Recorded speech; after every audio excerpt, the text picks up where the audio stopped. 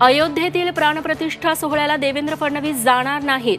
नागपुरातील मंदिरात करणार रामाची आरती, तर अयोध्येचं राम मंदिर 23 जानेवारीपासून दर्शनासाठी होणार खुलं. मोदींची शेवटची निवडणूक असल्यामुळेच राम राम. विरोधी पक्षनेते विजय वडेट्टीवारांचा घणाघात. भाजप पुन्हा सत्तेत येणार नसल्याचा दावा. मराठा आरक्षणासाठी मागासवर्ग आयोगातर्फे 23 जानेवारीपासून युद्ध पातळीवर सर्वेक्षण. 31 जानेवारीपर्यंत 2.5 कोटी कुटुंबांचं होणार सर्वेक्षण. काटेकोर सर्वेक्षण करण्याचे मुख्यमंत्र्यांचे निर्देश. राष्ट्रवादी आमदार अपात्रता प्रकरणी पुढची सुनावणी 23 तारखेला. विधानसभा अध्यक्ष सुनावणीचं नवीन वेळापत्रक देणार. निकाल लांबणीवर जाण्याची शक्यता.